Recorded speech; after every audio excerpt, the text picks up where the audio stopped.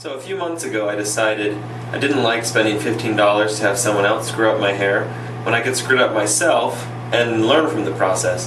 So I invested in some hair cutting tools and tried to figure out how to do a nice stylish haircut. Right now my hair looks crazy because I just woke up. But to do a stylish haircut including a fade. However, I noticed on the internet all of the videos that talk about fading or blending in your hair talk about using the clipper and rocking into it. That didn't make any sense to me. I tried that, didn't work at all. So I discovered my own method for doing it that's way easier, and I'm going to show you how to do it today. I'm not going to show you the whole haircut. You can find those on other channels. However, I will show you the steps of my haircut, how I do it, and then I'll show you what I do. So I have wall clippers with the adjustable side, adjustable clippers, which is great for all of that fading action. So you'll need clippers like that. Let me go ahead and get started. So for my haircut today, I usually use size 1 clippers. Today I'm going to start with a size 2, so it's not quite as dramatic a fade, but I have an interview at the end of the month and I want to look good. So I have it so the clippers are on the shortest setting. So it's on the shortest for number 2, and we'll start with that. All around the sides and above the ears and around the back. Okay, I want to show you the line that I've made by cutting up to like the circumference of my head using the number 2 clippers. Right, it's pretty stark.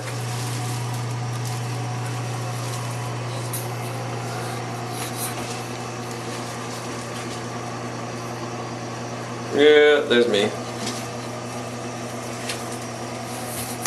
You see that? Like if you look at it right here on the side, you can see that there's like basically a straight line. And when doing that, I basically rocked through gently, kind of feathered it in. But no matter how you do that, it's still going to leave a line that is kind of heinous. So I'm going to show you how to get rid of that. Okay, for the next step, I'm going to take the number 3 clippers here, and they are on their lowest setting, so this is all the way up. And I'm going to do the top part of my head up here, above that line that I just did. Okay, so I kind of did it too well, so it's harder to see, but I'm going to still show you the idea with getting rid of the lines here. It's a very simple method. Yeah, what I do to blend is I go like this, right across the line, right? But don't push the whole thing flush against your head like this. Instead, push just the bottom part of it against the head so the top part's lifted up, almost like an angle like this. So you're just like raking through like that. And what you're doing by doing that is you're creating a straight line in this way.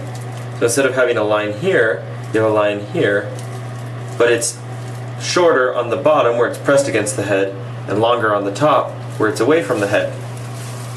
So, let me give you an example.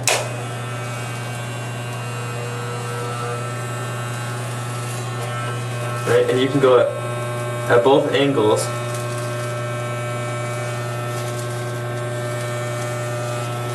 Right now I am doing like a 3.5 because I am right between, but I actually didn't show that super well. That's the basic idea, right?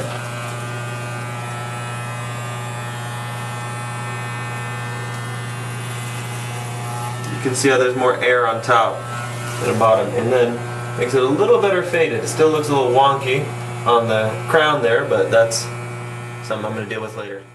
Okay, so I went through and blended the top parts a little bit. Then I decided, after all, I do want the 1 on the bottom around the sides. So I put on the size 1 clipper and then adjusted it down up to the highest length, and then I went with it like this. You can see how dramatic that is on the sides and on the back.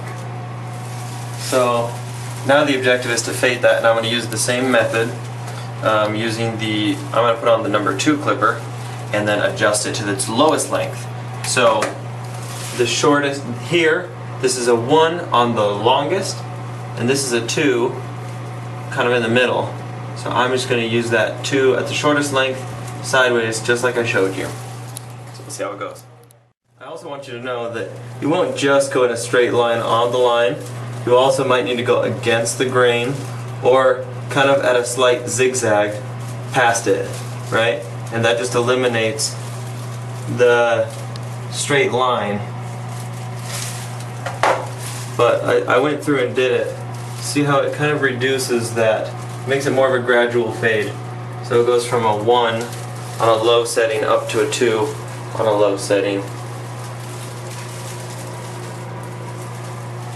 Now to trim up the sides and bottom and back and ears and everything else. I'll show you when I'm done. Okay, so this is the finished product. I cut it from a 1 to a 2 to a 3, faded the whole thing, and then trimmed the top. I also used thinning shears to take out some of the volume because I've got pretty thick hair. Great investment. Just a few bucks at Walmart. But here's what it looks like. Not perfect by any means, but I get better every time I do it. And the great part is, when you have the tools to do it yourself, you take a shower, you clean up, and then you style it when you're done, and then you can see, oh, I've got a little tuft here, I need to trim back a little bit more. You've got the tools to do it. And you can fade it better now that you know how to do the fade that I explained in this video. If you have other suggestions, or if you actually are trained in cutting hair, go ahead and comment with any suggestions you have. But anyway, thanks for watching.